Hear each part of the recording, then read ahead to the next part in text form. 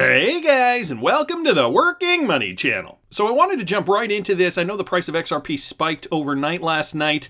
I have a feeling this has to do with the FOMO that occurred yesterday because Coinbase is now, or rather has now delisted XRP. Right now the price is hovering just above 30 cents. Last night it did go as high as about 33 cents. So we are clearly seeing a last batch of what I'm assuming to be American investors getting their XRP while it's cheap. But there was a lot of news going around yesterday with regards to the Ripple lawsuit and the lawyer John Deaton, who filed the motion against the SEC on behalf of XRP investors. And he's basically uncovered some new information that I wanted to examine, some of which revolves around the SEC's or the potential true motives of the SEC behind this. So I first wanted to give credit to Dodler for XRP. He sent me this article here, basically just setting this video up. G20 2021.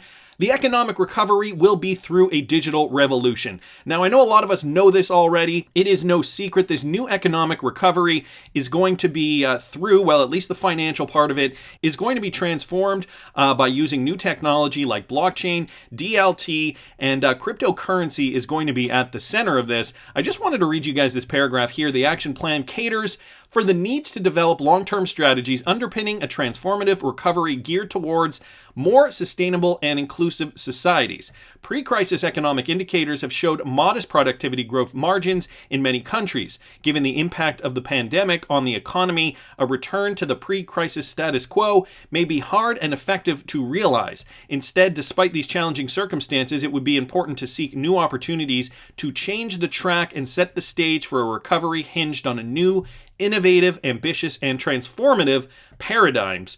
In this context, global strategies will have to take into account both the specificities of each country and the adverse impact the pandemic had on those countries.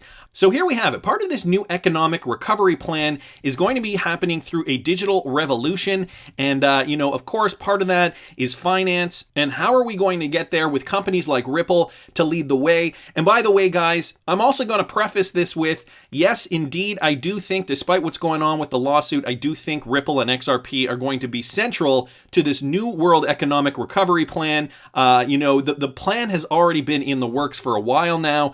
You got to remember, the United States have control of a large part of the economy today.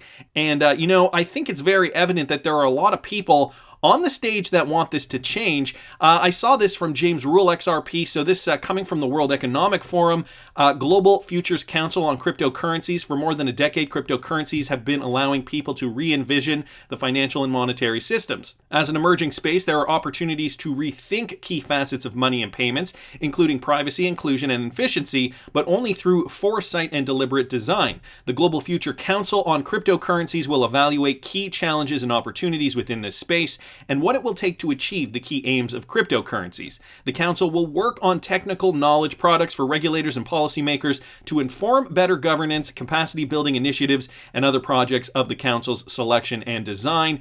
And again, guys, this from the World Economic Forum's website here. As you guys see here, there's a tab for the Davos 2021 agenda happening on between the 25th and the 29th of January. And guess who's on the members board here for cryptocurrency? That's right, Brad Garlinghouse, the CEO of Ripple. So just a tie-in here with the World Economic Forum, of course, we have revealed other connections with Ripple and, these types of influential bodies around the world like the WEF, the BIS, the IMF, so on and so forth. So we've got Brad Garlinghouse just yesterday tweeting this out. Congrats to Gary Gensler. We're ready to work with the SEC leadership and the broader Biden administration to chart a path forward for blockchain and cryptocurrency innovation in the U.S. This coming off the news that Biden taps Gensler as the new SEC chairman. So that was unofficial news before we are officially getting the news, or rather we got it yesterday. And of course, Brad Garlinghouse tweeting out, hey, look, we're ready to work with you because you seem like a reasonable person. Okay, this is still not going to change the fact that Ripple has now been sued, so we still do have to get over that lawsuit first. But to me, this is a step in the right direction, okay? Brad Garlinghouse, of course, part of the members board of the World Economic Forum, ready to work with the new incoming SEC chairman. And this coming just a week and a half after he tweeted this out. I don't know if you guys remember, a week and a half ago, this from Stuart XRP, just tweeting this out to remind us. On January 7th, Brad said, "Why didn't Ripple settle with the SEC? Can't get into the specifics, but no, we tried and will continue to try with the new administration." That was either a Brad Garlinghouse tweet or that was the statement that Ripple made. If you guys do remember, please do put it in the comments section.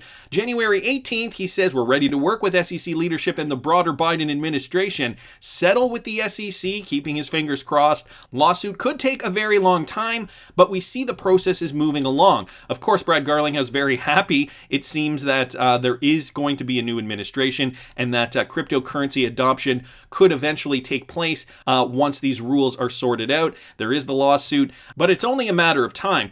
Now, RLP Farm D14 says it's probably not that simple. It depends on what the SEC's terms and conditions were. "I'm quite sure if the terms were fair, Ripple would have settled this thing. XRP is a key component of Ripple's product line with ODL and LOC." Lucky Noob down here saying, "Did ADA survive the SEC lawsuit? Oh wait, that didn't happen yet. Remind me after they get sued / the green light." So there are a lot of other cryptocurrencies in this space that are going to be affected by this lawsuit, and I have a feeling that most of these companies, basically everybody I would think other than Bitcoin maximalists, are rooting for Ripple to get through this and to, be that example to provide the clarity that the system needs in order for more cryptocurrency projects to flourish. We know Ripple, has said in the past, don't paint us all with one brush. Every cryptocurrency project is going to be different. And, depending on, I'm sure, how a lot of these companies were utilizing their tokens near the beginning when they were founding their companies will depend on how the SEC classifies their token. I feel like in a lot of these cases, a lot of these companies did probably use the proceeds of selling their token to start the companies up. And as we know, there is a lot of proof suggesting that Ripple was a company before XRP was utilized. There is a use case for XRP so it can run independently from the company Ripple. And so those are answers that the court have to decide. Nevertheless, it's good to note that Ripple did try to settle with the SEC. They can't get into the specifics, but they are looking forward to working with this new leadership. Now, we've also got Brad Garlic in my house here on Twitter. Former SEC official questions the true motive of the lawsuit against Ripple, and I believe this was uncovered originally by John Deaton. So John Deaton, an attorney who focuses on the cryptocurrency sector, among others, yesterday posted a thread on Twitter that shed further bad light on the U.S. and Exchange Commission's lawsuit against Ripple Labs. The lawsuit was filed just days before Christmas, and the departure of the SEC chairman, Jay Clayton, which is why there were voices that suspected unknown motives on part of the high-ranking officials behind the lawsuit. So what were the motives behind this? It was just kind of dropped on us around Christmas. We know that a lot of people are on their vacations at this point. Nothing is really going to get sorted, but the crypto markets are open 24/7, so the price of XRP plummeted, as you guys likely remember. Price of XRP plummeted from its high. I guess you guys remember it was up. It was trying to climb its way back up. It was at 66 cents in and around this point here, December 17th, 18th or so. Came back down, and then sure enough, we got that news. Boom, all the way down, right back down to 17 cents. That was the bottom for XRP before it started rebounding back up. So what were the true motives behind this? Deaton is now taking the same track, claiming that the SEC was warned by Joseph Grunfest, a former SEC commissioner under U.S. President Ronald Reagan, that investors could lose billions considering the magnitude of the SEC enforcement action against Ripple's XRP. Grunfest reportedly sent Clayton a letter before filing the lawsuit wherein he warned in detail of the consequences and also questioned the motives. So according to Deaton, Grunfest warned that the mere filing of the lawsuit declaring XRP an unregistered security would result in an unprecedented, in capitals, scenario of billions of dollars in losses resulting from an exodus of intermediary market service providers. And this is exactly what happened. I don't know what the market cap was over here, but sure enough, XRP did lose. I think it was published somewhere in one of those articles when this was occurring, in the billions of dollars. Okay, the market for XRP just collapsed, and there was billions of dollars of losses for XRP investors. This, Deaton said, was a direct quote from the former SEC official who saw it all coming. Clayton was warned by Grunfest that if the SEC initiated an enforcement action declaring XRP an unregistered security, in present day, these exchanges would have no choice but to delist and or halt XRP. And sure enough, what is happening, guys? All these US exchanges are delisting, or rather halting, the trading of XRP, one after another, after another, after another. Remember that news we got? We got some news that a handful of exchanges were going to delist, or rather halt. And then sure enough, every day after that, we kind of got another one and another one and another one. And it's not because they don't have faith. It's because they are doing what is right for them as an exchange. They don't solely rely on Ripple's XRP to stay in business. Of course, they are a cryptocurrency exchange, so chances are they trade multiple coins, and they need to do the right thing so that they don't get in legal trouble. I personally don't really blame the exchanges. If you're under US law, you have to go by the US rules. And so again, this hasn't affected any other exchanges around the world, just the American exchanges. Like Abra CEO Bill Barhyde, Grunfest reportedly expressed concern because XRP has been publicly traded in the US and globally for 7+ years with the SEC's full awareness and implicit permission. And this is what's interesting. So many years have gone by where the SEC hasn't said boo about XRP trading. And yet just now, right before Christmas of 2020, right before a cryptocurrency bull run, where XRP could have been up near $2, had this not happened, very interesting timing to say the least. The SEC was aware that XRP was being actively traded on over 200 exchanges globally, including in the US. In addition, Deaton stated that there are no allegations of fraud or misrepresentation in the SEC's complaint against Ripple Labs and its founders. Given this fact that no fraud was alleged and the fact that XRP had been allowed to trade for over 7 years, Grunfest reportedly pleaded with Clayton that no pressing reason compels immediate enforcement action. So this is all very interesting. The SEC making it seem like it is more of a dire circumstance than it is, and Grunfest saying, you know what, it's been 8 years or 7 years or however long. Why are they doing this now? This doesn't make sense. And let's not forget, Grunfest was a former SEC chair under the Reagan administration, so he does indeed have the credentials to talk about this in a well-informed manner. So as XRP investors know all too well, however, Clayton ignored this warning. As Deaton also writes, in the face of no pressing need, Grunfest questioned the true motive of Clayton and the SEC. Grunfest reportedly wrote that applying existing securities laws to XRP, but not to Ethereum, calls into question the commissioner's discretion. If today XRP is a security, so is ETH. And so why do we have this clarity around Bitcoin and Ethereum? Why? Why? It doesn't make any sense whatsoever. Bitcoin, I think, is its own thing because there is no real central body, but Ethereum was created by Vitalik Buterin, and I wonder if there's some underlying politics that we are not privy to that is giving, some of these coins, well, this coin in particular, Ethereum, a pass, and the fact that they're going hard on Ripple's XRP. So according to Deaton, Grunfest basically told Clayton and the SEC that if you file this case claiming XRP as a security, it's because of other reasons unrelated to the law. Deaton further asserts Clayton and others were well aware that the mere filing of the enforcement action not limited to specific distributions of XRP directly from Ripple, but alleging that all XRP constitutes securities could prove to be a kill shot against Ripple and XRP. So this Grunfest letter highlights some key factors here that suggest possible underlying political motives as to why the SEC chose Ripple as that example and are targeting XRP. Not so much XRP investors. I think we are all collateral damage in this, but are choosing Ripple, focusing on XRP to make an example of them, and we are all taking it on the chin. So what could be happening? Well, I saw this also tweeted out from, coincidentally enough, John Deaton, the lawyer who filed this motion. 60 days before the SEC case against Ripple was filed, Goldman Sachs announced a move into cross-border payments. It has always been a supporter and a proponent of SWIFT. It's also big in the FX markets. Sound familiar?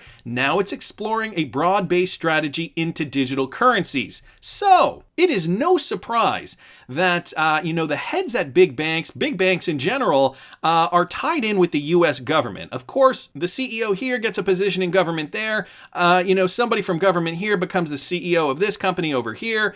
It's all very incestual, and it wouldn't surprise me if there were some underlying motives here. So very interesting to bring up that Goldman Sachs does have or is a big supporter of Swift. Of course, we know Swift, the biggest competition to Ripple, and now Goldman Sachs looking to get into the crypto space. Financial Goliath Goldman Sachs is considering dipping its toes into the crypto industry by offering crypto custodial services, according to the report. Citing a source inside Goldman, CoinDesk says the New York-based investment firm has recently issued a request for information to at least one leading institution in the cryptocurrency custody space. Like JP Morgan, we have issued an RFI. Looking at digital custody, we are broadly exploring digital custody and deciding what the next step will be. So Goldman Sachs, on the surface, this looks very innocent, but this is the old guard, guys. These guys are part of the old financial system, and it sounds to me like they do not want to relinquish control. Let's not forget that there's a lot on the line for the United States here as well, okay? Opening up the financial system and ultimately democratizing payments so that the big and the little and the medium guys can all work on a level playing field is not something that the big banks want to happen. And so I have to mention this, and I'm sorry if you do not like the riddles, but it brings us back to this: the hands. The ones that see the potential in Ripple the company and want to have the power. Of course, this was one of these riddles brought to us by Bearable Guy way back in 2018. If you guys don't remember, this was a Bearable Guy riddle. The invisible hands trying to clasp the power that Ripple will eventually have in this new financial system. I just wanted to bring that up as a connection. Let's also not forget the king losing his power. This from the original castle riddle, and now most recently we have Bearable Guy in the castle, and the king is still trying to dangle a wrench into the plan. I have a feeling that the king and the wrench is the current US financial system, and Jay Clayton, we have already mentioned this in a previous video, his attempt to file this lawsuit against Ripple and XRP